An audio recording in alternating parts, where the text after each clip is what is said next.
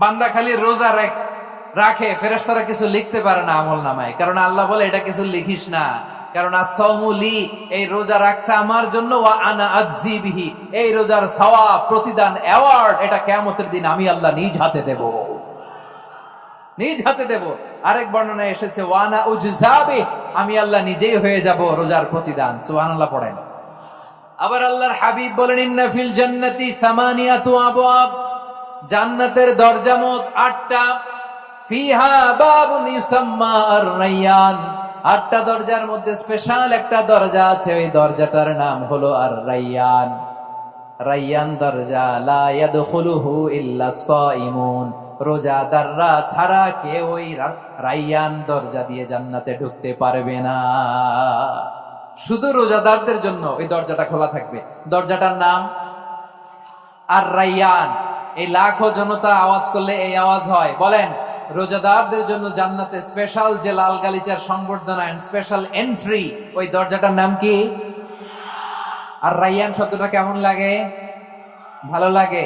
অনাগত সন্তান যদি কারো আসে, ছেলে সন্তান, নাম রেখে দিয়েন আর-রায়্যান। পারবেন? আমাকে সবাই ধরে রাস্তা ঘাটে, বাসায়, অফিসে, আদালতে, এয়ারপোর্টে ধরলে, হুজুর আমার একটা ছেলে হবে 2 মাস পর, একটা নাম দেন। চাপাই নবাবগঞ্জবাসীর জন্য আমি একটা নাম দিয়ে গেলাম। সামনের 2-3 মাসে, 4 মাসে, 6 মাসে যাদের ছেলে সন্তান হতে পারে বলে মনে করেন, যদি পছন্দ হয় নামটা, নাম রেখে দিয়েন রায়্যান। কি নাম? লা ইয়াদখুলুহু ইল্লা সাইমুন, রোজাদাররা ছাড়া কেউ ঢুকতে পারবে না। মান দাখালাহু লাম ইয়াযমা আবাদা, একবার যে এই গেট দিয়ে ঢুকবে, he will never be thirsty again, তার গলা থেকে চিরকালের জন্য আল্লাহ তৃষ্ণা মিটায় দিবে। আমরা ওই রায়্যান দরজা দিয়ে সেদিন জান্নাতে ঢুকতে চাই কি চাই না? আমার প্রিয় ভাইরা, প্রতি রাতে রমাদানে আল্লাহর ফেরেশতারা আহ্বান জানায়, ইয়া বাগিয়াল খাইরি আকবিল, ইয়া বাগিয়াশ শাররি আকসির, হে কল্যাণের পথের যাত্রী, আকবিল প্রসিড, আরো ইবাদত করো, আগাও আগাও, আরো জান্নাতের নাজ নেয়ামত কামাও। হে অকল্যাণের পথের যাত্রী, আকসির, স্টপ স্টপ, অনেক হয়েছে। আন্না, এই রমাদান এটা পাপের মাস নয়, এটা ইবাদত করে জান্নাত কামানোর মাস। চিল্লায় বলো ঠিক কি না? ওয়ালিল্লাহি উতাকাউ মিনান নার ওয়া যালিকা কুল্লা লাইলা, প্রতি রাতে, রমাদানের প্রতি রাতে আল্লাহ তাআলা এরকম লাখো বনি আদমকে মাফ করে দেওয়ার ঘোষণা দেয়, নাজাতের ঘোষণা দেয়। আমরা আল্লাহর পক্ষ থেকে মাফ, নাজাত চাই কি চাই না? আমরা যদি নাজাত পেয়ে যাই আর কিছু চাই? কথা বলে না। আমাদের নাজাত লাগবে, আওয়াজ করে বলেন তো কি লাগবে? আর কিছু যে চাই না আমি, চাই গো নাজাত, আল্লাহ তোমার কাছে আমার এই মুনাজাত।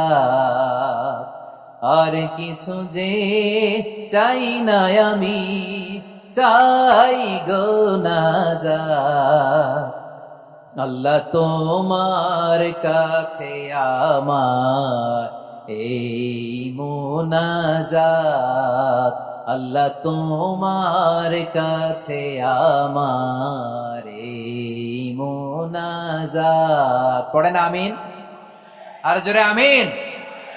তাহলে রমাদানকে আমরা বুদ্ধিমানের মতো কাজে লাগাতে চাই কি চাই না? হ্যাঁ, বুদ্ধিমানের মতো কাজে লাগাইতে হবে। মুমিনরা স্মার্ট হয়।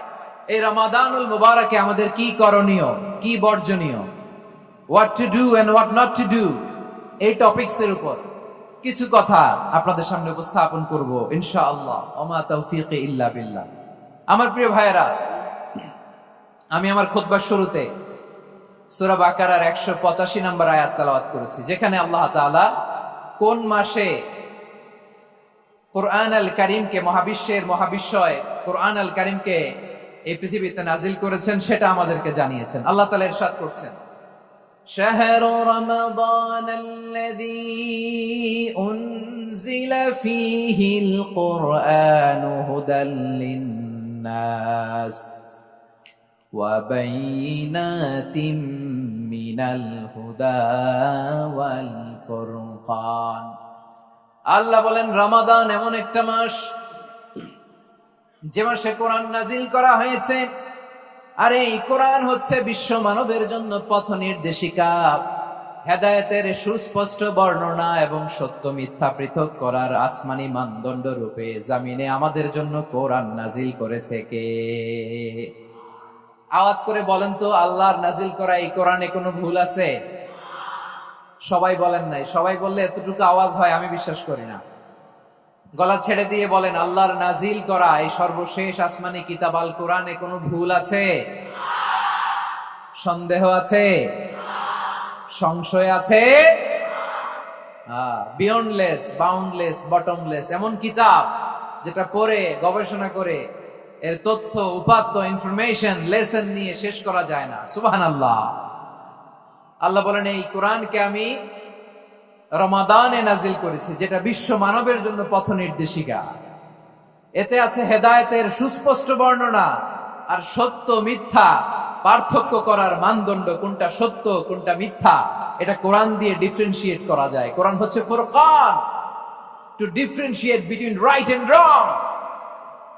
কোনটা সত্য কোনটা মিথ্যা, কোনটা ভুল কোনটা নির্ভুল, এটা কোরআন দিয়ে যাচাই করা যায়। চিল্লায় বলেন ঠিক কিনা? এজন্য এই কোরআন দিয়ে আমাদের জীবন সাজাতে হবে। কোরআন দিয়ে জীবন না সাজালে জীবন আলোকিত হয় না। কোরআন দিয়ে পরিবার না সাজালে পরিবার আলোকিত হয় না। কোরআন দিয়ে সমাজ না সাজালে সমাজটা শান্তিময় হয় না। শুধু দুর্নীতি দমন কমিশন দিয়ে দুর্নীতি বন্ধ করা যায় না।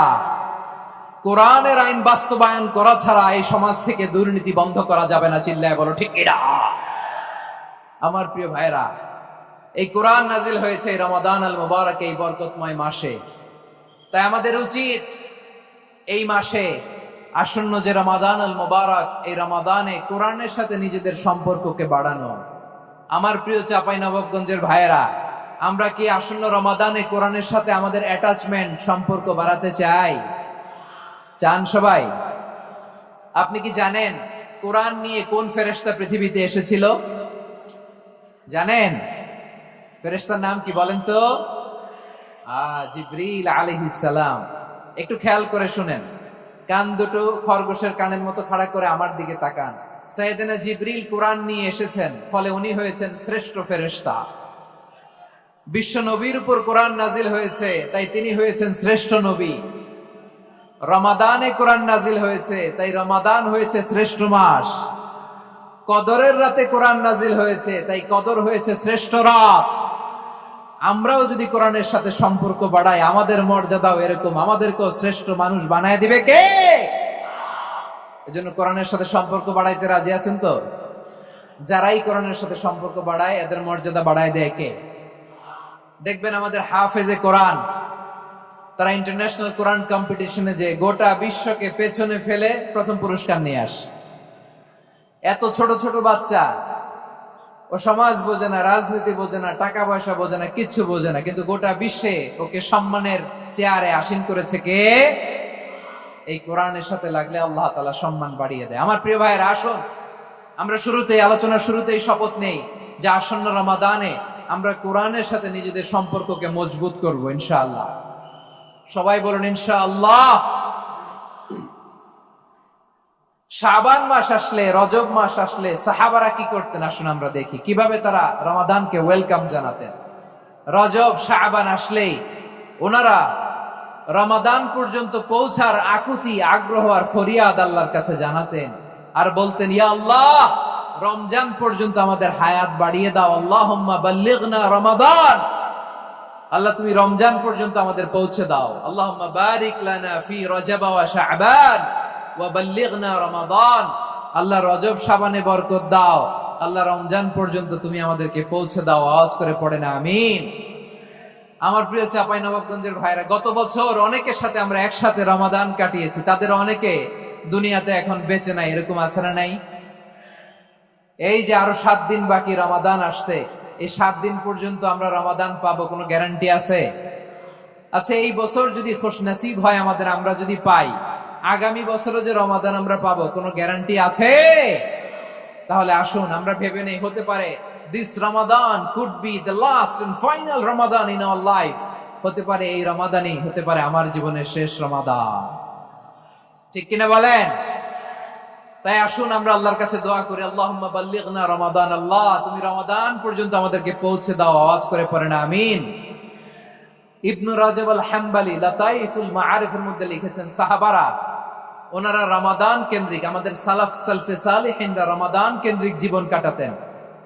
ওনারা রমজান আসার 6 মাস আগে আল্লাহর কাছে দোয়া করতেন, আল্লাহ রমজান পর্যন্ত পৌঁছে দাও। রমজান চলে যাওয়ার পরে বাকি 6 মাস আল্লাহর কাছে দোয়া করতেন, আল্লাহ এই রমাদানে যে ইবাদত করেছি ইবাদত গুলো তুমি আল্লাহ।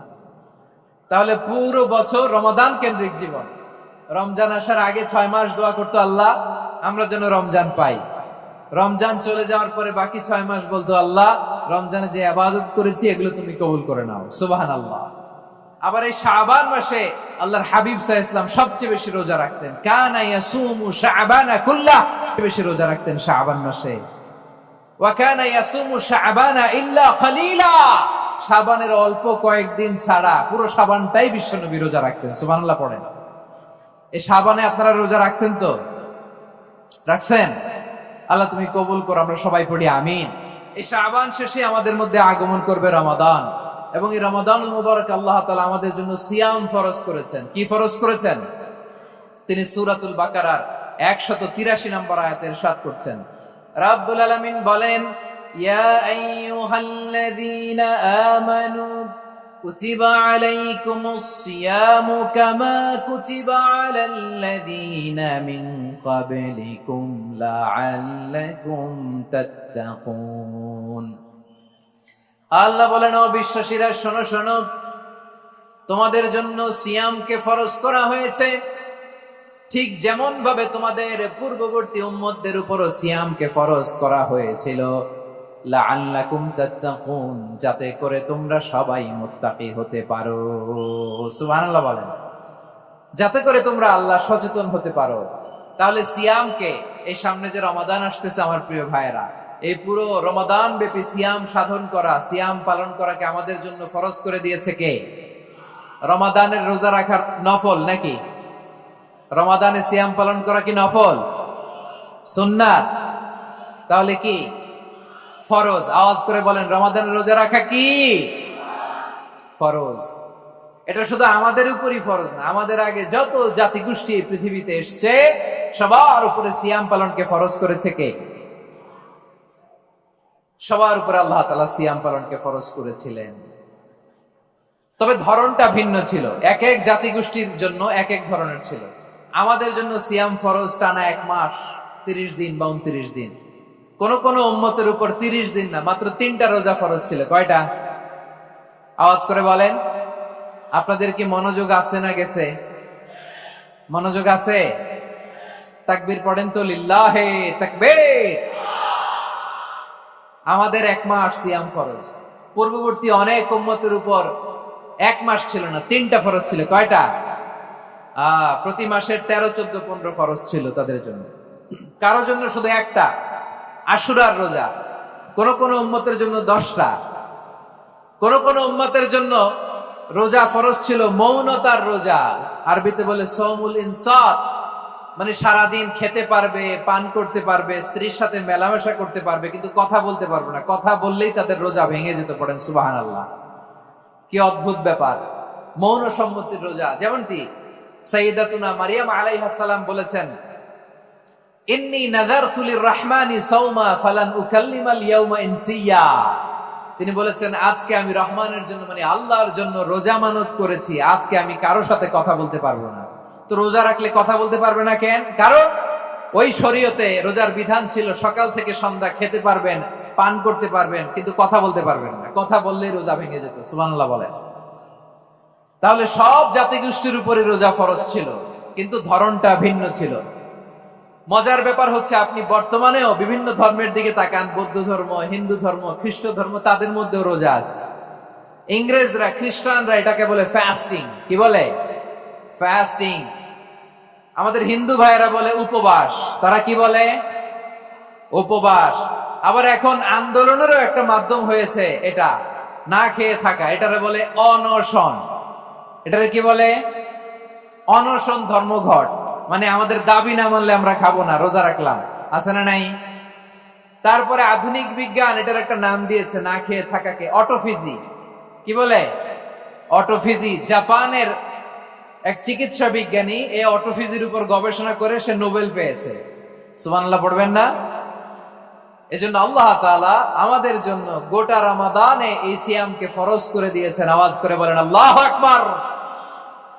রাব্বুল আলামিন বলেন ইয়া আইয়ুহাল্লাযীনা আমানু কুতিবা আলাইকুমুস সিয়াম, সিয়ামকে তোমাদের উপরে ফরজ করা হয়েছে কামা কুতিবা আলাল্লাযীনা মিন ক্বাবলিকুম, যেমনি তোমাদের পূর্ববর্তীদের উপর রোজা ফরজ করা হয়েছিল, লাআল্লাকুম তাত্তাকুন, যাতে করে তোমরা আল্লাহ সচেতন হতে পারো, যাতে করে তোমরা মুত্তাকি হতে পারো। লাআল্লাকুম তাত্তাকুন, যাতে করে আমরা আল্লাহ সচেতন হতে পারি, আল্লাহ কনসিয়াসনেস আমাদের মধ্যে গ্রো করে। এটা হচ্ছে রোজার prime objective, the prime objective of সিয়াম।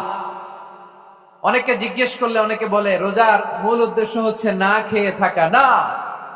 অনেকে বলে গরিবদের কষ্ট অনুধাবন করা রোজার উদ্দেশ্য। না।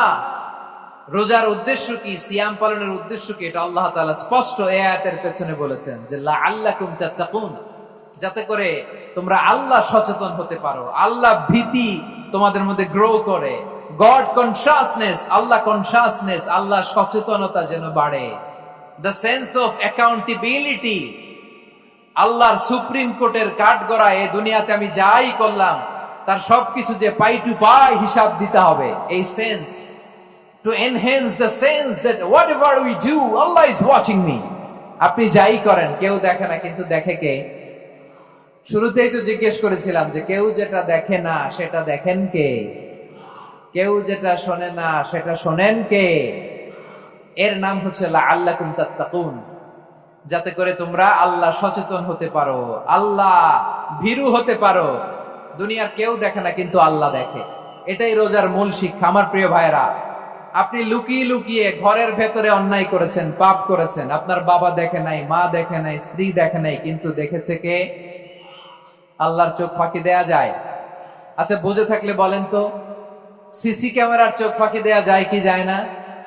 পুলিশের চোখ, র্যাবের চোখ, বিমানবন্দরে কাস্টমস অফিসারের চোখ, কিন্তু আমার আল্লাহর চোখ? সবাই বলেন আল্লাহর চোখ ফাঁকি দেয়া যায়? এই সেন্সটা নিয়ে আসা নিজের মধ্যে, আমি whatever I do Allah is watching me, যাই করি আল্লাহ দেখে। লাআল্লাকুম তাত্তাকুন। রমাদানের রোজা, ইফতারি, সিয়াম, ইবাদত সব কিছুর মধ্য দিয়ে আপনাকে খেয়াল করতে হবে যে লাআল্লাকুম তাত্তাকুন এই স্ট্যান্ডার্ড এটা অ্যাচিভ হচ্ছে কিনা আমাদের, যাতে করে তোমরা মুত্তাকি হতে পারো, আল্লাহ ভীরু হতে পারো। তাকওয়া, এটা হচ্ছে the essence of Islam. What is তাকওয়া? তাকওয়া মানে কি? তাকওয়ার সংজ্ঞা অনেকে অনেক ভাবে দিয়েছেন। আমি সরাসরি সাহাবাদের কাছ থেকে একটা সংজ্ঞা আপনাদের শোনাচ্ছি। ওমরে ফারুক রাদিয়াল্লাহু তাআলা আনহু উবাই ইবনে কাব রাদিয়াল্লাহু তাআলা আনহুকে জিজ্ঞেস করেছিলেন, ইয়া উবাই মা হুয়া তাকওয়া? হে উবাই, তাকওয়া কি? তাকওয়া কাকে বলে?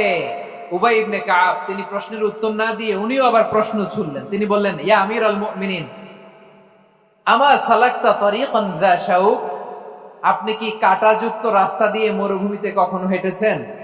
যে রাস্তার চারদিকে ক্যাকটাস, গুলমলতার কাঁটা, হেঁটেছেন? ওমরে ফারুক বললেন, নাম, হেঁটেছি। বালা, হেঁটেছি। কাইফা আমিলতা, কিভাবে হেঁটেছেন? ওমরে ফারুক বললেন, শাম্মারতু ওয়াজতাহাতু, আমি আমার জামা, জুব্বা আর চাদর আটোসাটো করে গায়ের সাথে এমন ভাবে মিলিয়ে রেখেছি, এমন সাবধানে হেঁটেছি যাতে করে মরুভূমির ক্যাকটাসের গুলমলতার কাঁটা আমার গায়ে বিঁধে না যায়। উবাই ইবনে কাব বললেন, ফাযালিকা হুয়া তাকওয়া। আরে তাহলে আপনি তো ঠিকই জানেন তাকওয়া মানে কি, এটাই তো তাকওয়া। ওই রাস্তা দিয়ে যেভাবে হেঁটেছেন পুরো দুনিয়ার জিন্দেগিটা এইভাবে সাবধানে চলার নামই হচ্ছে তাকওয়া। চিল্লায় বলো ঠিক কিনা? এই দুনিয়াতে পাপ পঙ্কিলতা থাকবে, শয়তানির হাতছানি থাকবে, অপরাধ প্রবণতা থাকবে, নফসের খায়েশ থাকবে, অন্যায়ের হাতছানি থাকবে। সব কিছুকে দলে মুচড়ে পেছনে ফেলে সাবধান হয়ে এই দুনিয়ার সিরাতুল মুস্তাকিমের পথে চলতে হবে। যে রাস্তা শুরু হয়েছে দুনিয়াতে, শেষ হয়ে গিয়েছে আল্লাহর জান্নাতের ভেতরে। চিল্লায় বলেন ঠিক কিনা? আমার প্রিয় চাঁপাইনবাবগঞ্জের ভাইয়েরা, এটার নামই তাকওয়া। উবাই ইবনে কাব বললেন, ও আমিরুল মুমিনিন, ওই কাঁটাযুক্ত গুলমলতার রাস্তার মধ্যে ঠিক যেমনি সাবধান হয়ে আপনি হেঁটেছেন, এই দুনিয়ার বুকে ওই সাবধান হয়ে চলার নাম হলো তাকওয়া। সুবহানাল্লাহ। তাহলে তাকওয়া কারে বলে? আমার চাপাই নবাবগঞ্জের কলিজার টুকরা ভাইরা, বুঝতে পারছেন আপনারা? হ্যাঁ, তাকওয়ার শুধু দুইটা নমুনা আপনাদের সামনে পেশ করব, আপনাদের ক্লিয়ার হয়ে যাবে। একটা নমুনা তো দিলাম, আরেকটা নমুনা, সেটাও ওমরে ফারুক রাদিয়াল্লাহু তাআলা আনহুর জীবনী থেকে। উনি ছিলেন ন্যায়পরায়ণ শাসক। রাত্রিবেলা প্রজাদের কি হাল হাকিকত, কি অবস্থা, ঘুরে ঘুরে প্যাট্রোলিং করতেন পুলিশের মতো। তো সারা রাত প্যাট্রোলিং করে সারা রাত তিনি ঘুরেছেন কার কি অবস্থা দেখে। শেষ রাতে তিনি ফিরে আসতেছেন। তিনি থাকতেন, সহিহ বুখারীতে এসেছে, কানা ইয়াসকুনু ফি আওয়ালিল মদিনা, মদিনার উঁচু এলাকায় থাকতেন। তো ফিরে আসার সময় উনি একটা প্রাচীর বেষ্টিত ঘরের পাশে দুইজন নারী, দেখি আপনাদের মনোযোগ আছে কিনা, বলেন কয়জন নারী? একজন বৃদ্ধা, একজন যুবতী। উনি কান লাগিয়ে শুনতে পাচ্ছেন। বৃদ্ধা মা, ওমর ফারুক কাউকে দেখতে পাচ্ছেন না, শুনতে পাচ্ছেন। বৃদ্ধা মা তার যুবতী মেয়েকে বলে, এই তাড়াতাড়ি উটের দুধ দহন করে উটের দুধের সাথে পানি মিশাও, তাইলে কালকে বাজারে মদিনায় বেশি দামে বিক্রি করা যাবে, লাভ হবে অনেক। বৃদ্ধা মহিলা এটা বললেন। যুবতী মেয়ে উত্তরে বলে, মা আপনি জানেন না আমিরুল মুমিনিন খলিফাতুল মুসলিমিন ওমর ফারুক দুধে পানি মিশানোকে দণ্ডনীয় অপরাধ বলে ঘোষণা দিয়েছে, জানেন না? এবার বৃদ্ধা মহিলা বলে, আরে পাগলি, এই ভোর রাতে আমিরুল মুমিনিন ওমর ফারুক আসবে কোত্থেকে? উনি আসবে কোত্থেকে? ওনার পাইক পেয়াদা সিকিউরিটি আসবে কোত্থেকে? কেউ দেখবে না। আরে কেউ দেখবে না, তাড়াতাড়ি দুধের সাথে পানি মেশাও। এই কথা যখন মা বলেছে, যুবতী মেয়েটা চমৎকার একটা উত্তর দিয়েছে। তিনি বলেছিলেন, ইয়া উম্মি, ও আমার মা, লাউলা রাআ উমর লা রাআ রাব্বু উমর, ও আমার প্রিয়তমা মা, আপনি ঠিকই বলেছেন, গভীর রাতে ওটের দুধে পানি মিশালে ওমর দেখবে না, কিন্তু মা খেয়াল রাখবেন, ওমর যদি নাও দেখে, ওমরের রব কিন্তু দেখে। চিল্লায় বলেন ঠিক কিনা? দিস ইজ কল্ড তাকওয়া। লাউলা রাআ উমরু লা রাআ রাব্বু উমর, ওমর দেখে না কিন্তু ওমরের রব দেখে। চিল্লায় বলেন ঠিক কিনা? এজন্য রব্বুল আলামিন বলেন, লা তুদরিকুহুল আবসার ওয়া হুয়া ইউদরিকুল আবসার ওয়া হুয়াল লাতীফুল খাবীর। তিনি এমন সত্তা, দুনিয়ার কোন চোখ তাকে দেখে না, কিন্তু দুনিয়ার সবগুলো চোখকে, সব মানুষের অ্যাক্টিভিটিসকে, আরশের উপর থেকে সবকিছু মুহূর্তে মুহূর্তে দেখতে পান কে? তাহলে তাকওয়া কারে বলে বুঝতে পারছেন? দুনিয়াতে সাবধানে চলার নাম তাকওয়া। কেউ দেখে না কিন্তু আল্লাহ দেখে। এই সেন্স, এই জবাবদিহিতার ভয়, দ্য সেন্স অফ অ্যাকাউন্টেবিলিটি, এই সেন্স নিজের মধ্যে গ্রো করার নাম হচ্ছে তাকওয়া। আর এই সিয়াম পালন করার প্রাইম অবজেক্টিভ অফ সিয়াম হচ্ছে লাআল্লাকুম তাত্তাকুন। আওয়াজ করে বলেন, লাআল্লাকুম তাত্তাকুন। আমার প্রিয় ভাইরা, এই আসন্ন রমাদান, এটা এমন এক বরকতের মাস, যে মাসে আমরা নিজেদের নাফসের উপর নিয়ন্ত্রণ প্রতিষ্ঠা করি। সারা বছর নাফস আমাদেরকে নিয়ন্ত্রণ করে, আর রমাদানে আমরা নাফসকে নিয়ন্ত্রণ করি। কথা বুঝতেছেন? সারা বছর নাফস আমাদেরকে নিয়ন্ত্রণ করে। এই যে এখন আমার খেতে মনে চাইলে যে খেজুর রাখ, আমি খেজুর খেতে পারবো, নাটস আছে, বাদাম খেতে পারি। খাইতে মন চাইলে পানি, আমার রুহুটা চায়, আমার নাফসটা খেতে চায়, আমি খেতে পারি, পান করতে পারি। বিবাহিতরা দিনের বেলায় স্ত্রীর সাথে মেলামেশা করতে চাইলে করতে পারে, কিন্তু রমাদানে দিনের বেলায় খেতে মনে চায় কিন্তু আমরা খাই। আমার প্রবৃত্তি খেতে চায় কিন্তু প্রবৃত্তির কথা আমরা শুনি, কথা কয় না। রমজানে খেতে মন চাইলে আমরা খাই, তৃষ্ণায় গলা ফেটে যায়, গলার ছাতি ফেটে যায়, কিন্তু এক ঢোক পানি কি আমরা গিলি? বিবাহিতরা দিনের বেলা স্ত্রীর সাথে কি মেলামেশায় যায়? না। তার মানে সারা বছর নফস আমাদেরকে নিয়ন্ত্রণ করে, আর রমাদানে নফসের উপর আমরা নিয়ন্ত্রণ প্রতিষ্ঠা করি। নফসের লাগাম আমরা রমাদানে টেনে ধরে। চিল্লায় বলেন ঠিক কিনা? এজন্য আমার প্রিয় ভাইয়েরা, নফসের উপর নিয়ন্ত্রণ নিতে চাইলে রমাদানের রোজার কোনো বিকল্প নাই। এটা এমন মাস যে এই মাসের ফজিলতেরও কোনো শেষ নাই। এই মাসকে বলা হয় দ্য মান্থ অফ হোপ। এটা আশা জাগানিয়া মাস। রমজানের কথা শুনলে আশা জাগে না হৃদয়ে? হ্যাঁ, ইদা জাআ রমাদান ফুতিহাত আবওয়াবুস সামা ওয়া গুল্লিকাত আবওয়াবু জাহান্নাম ওয়া সুফিদাতিশ শায়াতিন। রমাদান আসলে আকাশের দরজাগুলো খুলে দেওয়া হয়, মানে জান্নাতের। জাহান্নামের দরজাগুলোকে লক করে দেওয়া হয়, শয়তানকে চেইন আপ করা হয়। ইবাদত করলে শুধু করতেই মনে চায়। চিল্লায় বলেন না সুবহানাল্লাহ। রমজানে আবাদতে যেই মজা পাওয়া যায় সারা বছর অন্য কোনো মাসে এই মজা আপনি পান? আমার চাঁপাইনবাবগঞ্জের ভাইরা আওয়াজ করে বলেন না, রমজানে আবাদতে যেই মজা অন্য মাসে এটা পান? কারণ রমজানে আবাদত করলে সওয়াবও বেশি, আবাদতের একটা পরিবেশ থাকে, ঠিক কিনা বলেন? অন্য মাসে আবাদত করলে এর সওয়াব পাওয়া যায় গাণিতিক হারে, রমজানে আবাদত করলে সওয়াব বাড়তে থাকে জ্যামিতিক হারে। সুবহানাল্লাহ কইবেন না? অন্য মাসে সওয়াব বাড়ে গাণিতিক হারে, রমাদানে আবাদত করলে সওয়াব বাড়ে কিভাবে জ্যামিতিক হারে বাড়ে দেখেন। রমাদানে একটা নফল করলে ফরজের সমান সওয়াব, একটা ফরজ করলে 70 থেকে 700 গুণ সওয়াব, রমজানে উমরা করলে হজের সমান সওয়াব। দ্য মান্থ অফ হোপ, আশা জাগানিয়া মাস। এই মাস আমাদেরকে হোপফুল করে, আশাবাদী করে। রমাদান যেমনি দ্য মান্থ অফ হোপ, আশা জাগানিয়া মাস, এট দ্য সেম টাইম এই রমাদান হচ্ছে মান্থ অফ ওয়ার্নিং, একটা ওয়ার্নিং এর মাস। নবী যেমনি আশা জাগাইছে আবার ওয়ার্নিং দিয়েও গেছে, খবরদার। ওয়ার্নিংটা কেমন? আল্লাহর হাবিব সাল্লাল্লাহু আলাইহি ওয়াসাল্লাম মসজিদে নববীর ভেতরে হঠাৎ তিনি মসজিদে নববীর মিম্বারে পা রেখে বললেন আমিন। দ্বিতীয় ধাপে পা রেখে বললেন আমিন, তৃতীয় ধাপে পা রেখে বললেন আমিন। সাহাবারা অবাক হয়ে বললেন ইয়া রাসূলুল্লাহ, ইয়া হাবিবাল্লাহ, 3 বার শুধু আমিন আমিন পড়লেন, কেন পড়লেন আমরা কিছু জানি না, আমাদেরকে জানিয়ে দেন কেন আপনি 3 বার আমিন বললেন। রাহমাতাল লিল আলামিন আল্লাহর হাবিব বললেন, ও আমার প্রাণের সাহাবীরা, আমি যখন মসজিদে নববীর মিম্বারের প্রথম ধাপে পা রেখেছি, সাইয়েদনা জিবরিল এসে আমাকে বলেছে, ও নবী, আপনার নাম শুনে যে ব্যক্তি আপনার উপর দুরূদ পড়ে না তার ধ্বংস। আপনি বলেন আমি বলেছি আমিন। দ্বিতীয় ধাপে পা রাখার পর সাইয়েদনা জিবরিল বললেন, ইয়া রাসূলুল্লাহ, মাতা পিতাকে বার্ধক্য অবস্থায় পেয়ে তাদের সেবা করে, তাদের সাথে সদাচরণ করে যে সন্তান জান্নাত কামাতে পারলো না তার জন্য ধ্বংস। আপনি বলেন আমিন। আমি বলেছি আমিন।